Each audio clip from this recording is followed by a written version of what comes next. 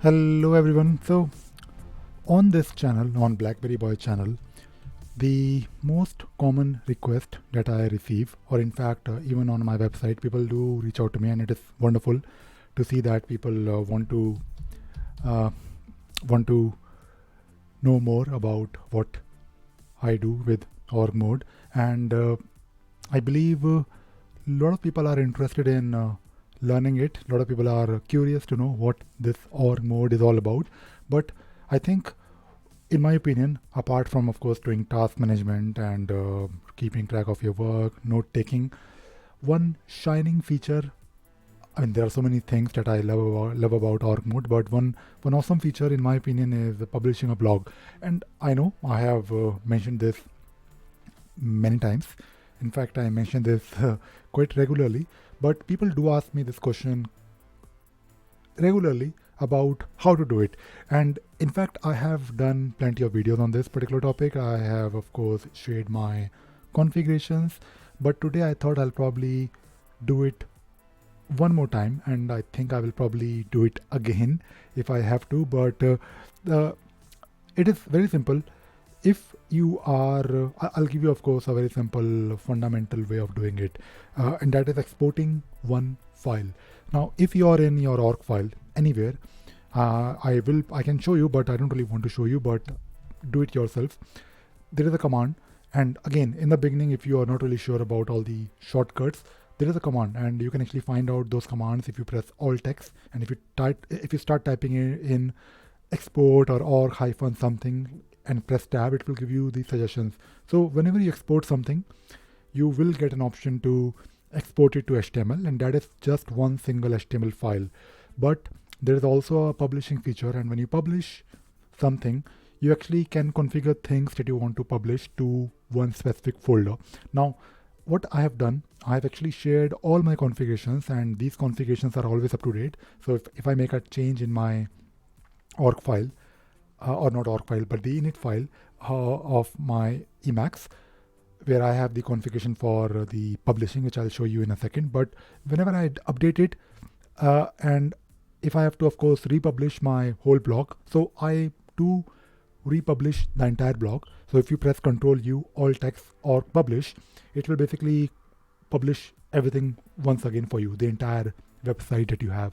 It is not just blogging. I think blogging is not really the complete way of saying this. You can actually maintain your website if you want. Blogging is, of course, a wonderful example, because when you create a blog, it will have the index file for your blogs, and it will look like a traditional blog, like a daily entry or whatever entries that you're doing on a specific date. Now, because my init file is on my computer, and when I publish my blog, I don't really have because I use literate programming, and literate programming is all about writing a document where you can also mention or write some code or code snippet that you can execute. So in my org file, where, for example, if I'm showing you right now this particular blog post called blogging with Emacs and org mode, although in this particular post I don't just cover blogging, I cover each and everything, like fundamentals and different things that I do with org mode. In the literate programming section, I basically have the command that will basically read the init file, and it will basically update the blog with the latest changes. Now, if you want to reach this blog, just go to my homepage, ravi.pro, and then go to blog, and then you can go to the very bottom or search for this particular post. In fact, this is my very first post apart from the hello world. But if you open this, and if you scroll down to publish a website, here you will find all the configurations, and these configurations are actually very simple. Now, of course, you have to it depends if you want to declare some variables to include some style sheets if you want, or not, which I think there is no harm in doing it, because you can.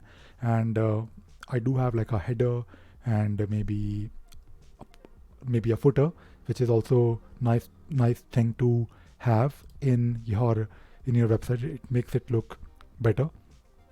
And in my footer, I have some links, but the main part is basically the publishing part. So basically, you have to use this variable called org-publish-project-a list. And in this particular variable, you have to basically define For example, for my home page, what would be my basically the content, and basically for blog, what would be the content, and from where exactly it will pick it up, those files. And also I am excluding the files with draft in the file name, because sometimes I write a note, maybe that note is not really public, or I don't really want to make it public, or maybe if I'm writing something a lengthy document and I need a bit more time, so I basically have this excluded. And similarly for blog, and by the way, this is basically for I mean, when you have these things declared in your a list variable, later on you can actually declare what you want to do with the entire website.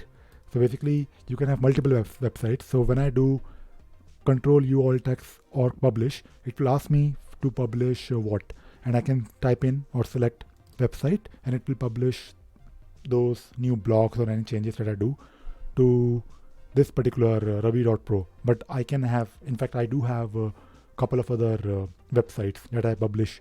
And the main thing that you have to do is you have to specify this directory where you want to basically publish your blog.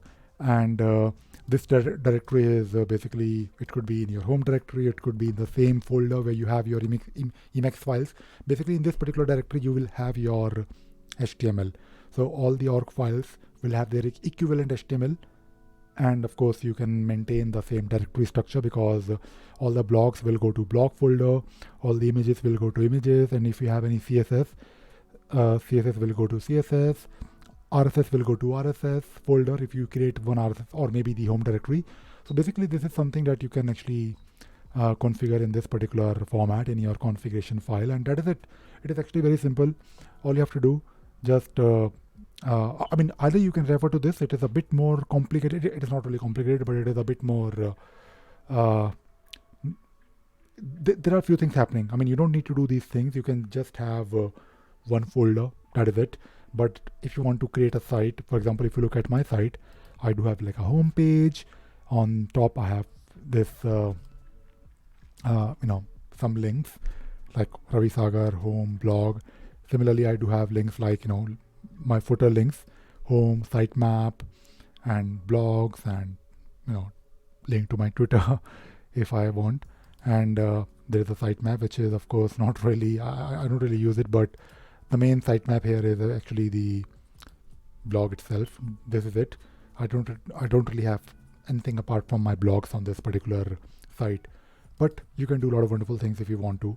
You can also make it look like a proper modern site, but I think this is probably better. So this is something that I thought I'll probably share one more time. And if you look at if you look at this particular blog post, I think I should probably rename it, but I don't really want to rename because it will change the URL. But in this particular blog post, I'm not just talking about blogging.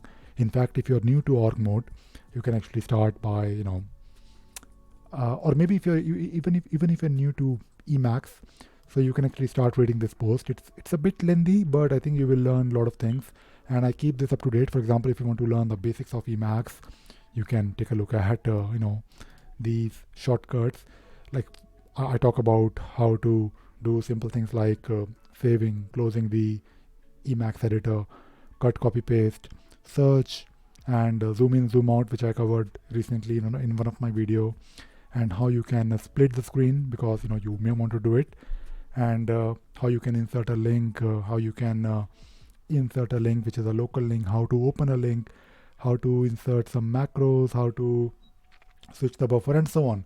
So basically, if you want to learn Emacs and org mode together, and if you also want to maybe publish a blog, then this is something that I have done here. I have shared things, and do try to, I mean, I think a lot of people do come to this particular post, and I know that because I have inserted Google Analytics, which is probably not really a great thing to do, because I'm moving away from Google, but I think Google Analytics works, and it really works, to be honest. So I'm sure there are other alternatives.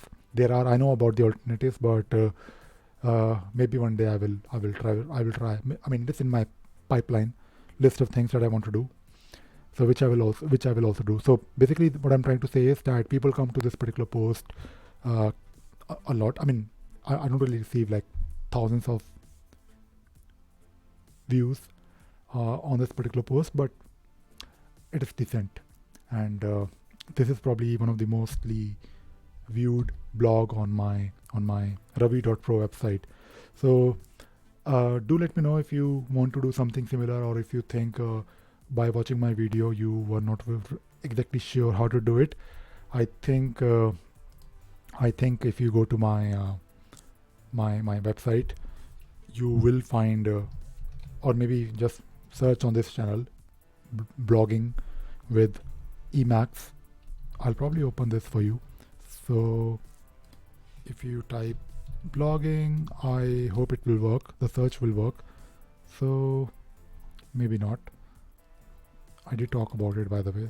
Maybe I'll just search it on my channel, because I do have my studio open on the left hand side.